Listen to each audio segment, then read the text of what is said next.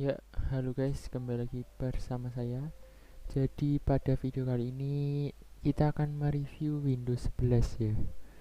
Jadi ini adalah Windows terbaru yaitu keluaran 2021 dan ini saya sudah menggunakan yang Consumer Edition. Jadinya bukan yang beta lagi tapi yang sudah disebar ke consumer. Nah, untuk pertama kali sedikit tips saja bagi Anda yang masih di Windows 10 ingin update ke Windows 11. Caranya sangat mudah sekali. Anda bisa mengunjungi Microsoft untuk mendownload Windows 11-nya. Jadi di sini nanti Anda bisa download ini. Anda bisa downloadnya ISO. Ini yang Windows 11 lalu ISO Anda download. Jika sudah selesai, Anda bisa langsung buka di mana tempat Anda menginstal. Nah, ini adalah ISO saya.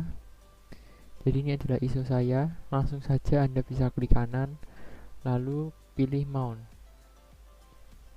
Setelah Anda pilih mount, maka akan muncul di sini CD-nya, virtual CD-nya.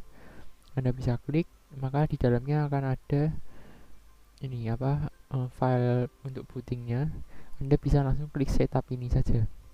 Klik 2 kali setup, lalu nanti Anda tinggal mengikuti langkah-langkahnya untuk mengupdate langsung ke Windows 11. Jadi kita tidak perlu install ulang dan data Anda tidak hilang. Tinggal saja nanti Anda pilih pilihan yang backup. Jangan hapus semua data tapi sisakan file dan apps, nanti ada pilihannya. Ini karena saya sudah di Windows 11 jadi saya tidak mencontohkan cara penginstalannya. Anda bisa ikuti saja seperti biasa, nanti dipandu oleh Windowsnya.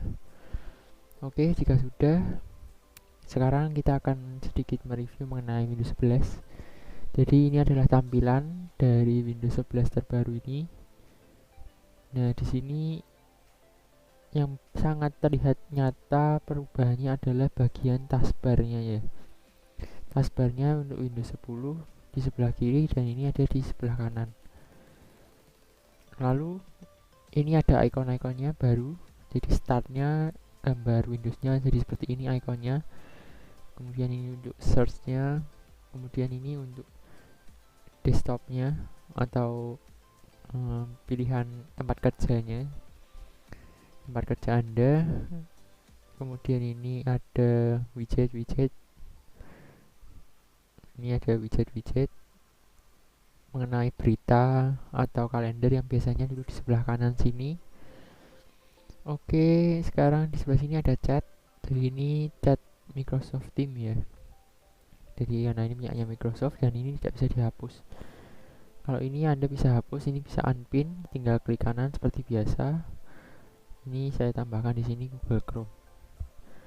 Ini yang baru. Kemudian jika Anda tidak suka dengan peletakannya, oh ini sedikit masih ada bug ya. Jadi saya ketik apa, keluarnya agak terlambat. Waktu itu yang beta itu katanya ada yang tidak bisa diketik sama sekali. Nah, di sini Anda bisa rubah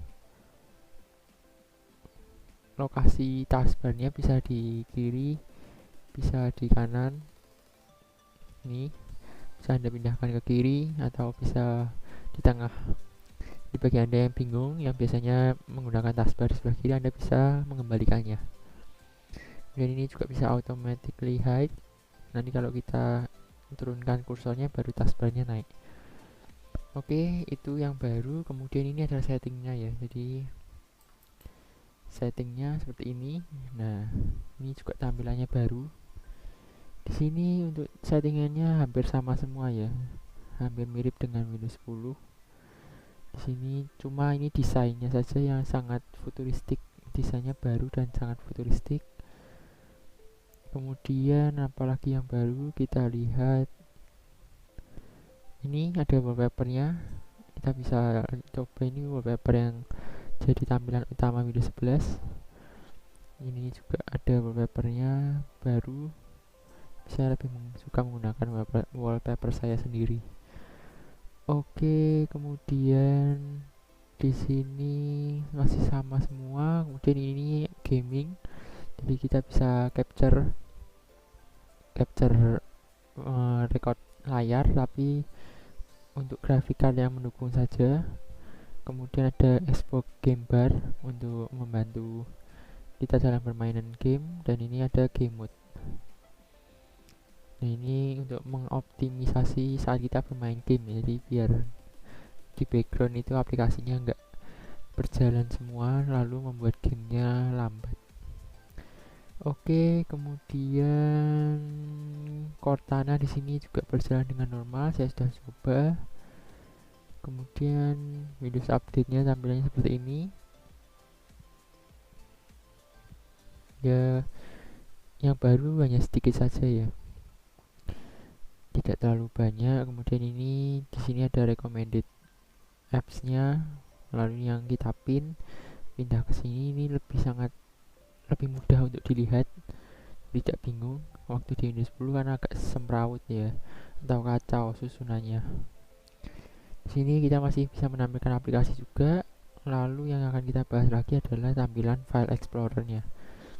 Di sini juga bentuknya masih sama, tak susunannya, tapi di sini desainnya juga sama, dibuat lebih futuristik dan dengan icon yang baru ini.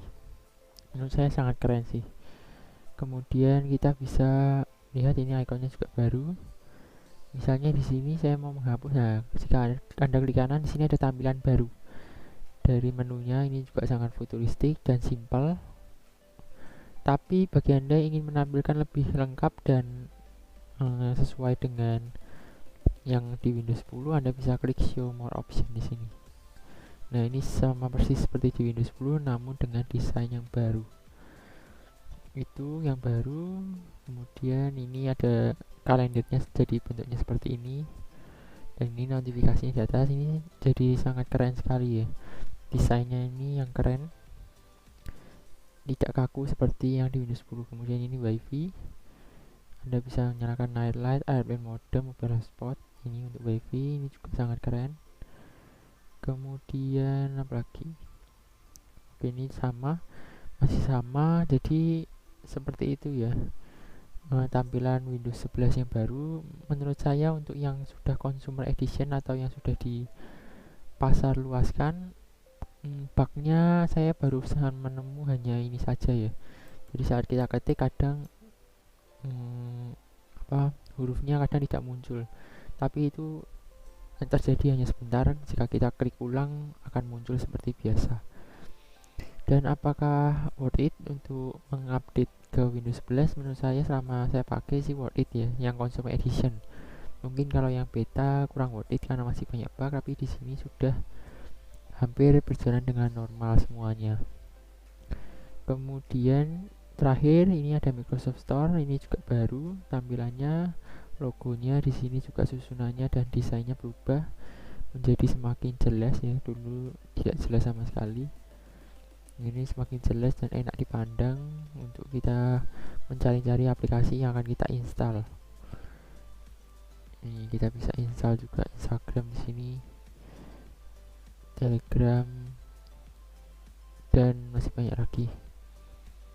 Jadi ini sudah benar-benar seperti Play Store, enak, dan desainnya itu sangat benar-benar futuristik dan membuat kita betah melihat komputer kita ya semakin lama, karena tidak membosankan dan tidak kaku. Untuk animasinya juga semakin fluid ya, semakin enak sekali, semakin smooth, semakin lancar. Oh yes, ada berita mengenai penurunan performa di prosesor AMD ya jika menggunakan Windows 11. Di sini saya menggunakan prosesor AMD 5600X, dan pada saat penginstalan Windows 11 Consumer Edition ini saya coba Cinebench R23, itu hasilnya ada di 1500 1400. Nah, padahal di Windows 10 itu Cinebench-nya untuk multicore-nya itu berada di 1600-an. Nah, tapi setelah ada update, jadi begitu install, sebelum saya update tadi langsung saya Cinebench, itu memang ada penurunan sedikit untuk performanya. Tapi setelah saya update ini, yang ini ada, ini yang terbaru saya update hari ini. Setelah itu saya reset komputernya dan saya coba Cinebench R23 lagi.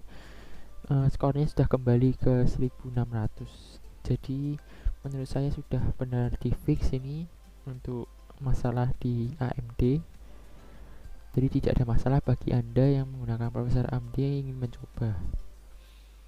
Jadi kesimpulannya, Windows Plus ini worth it, tidak memusingkan, tidak semuanya diganti baru sehingga pusing seperti Windows 8 yang membuat orang kesal ya, karena sangat sulit untuk digunakan karena bingung semuanya dirubah.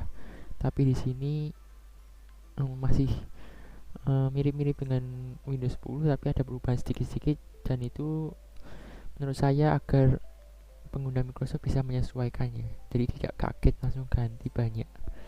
Oke, terima kasih sudah menonton. Sampai jumpa di video selanjutnya.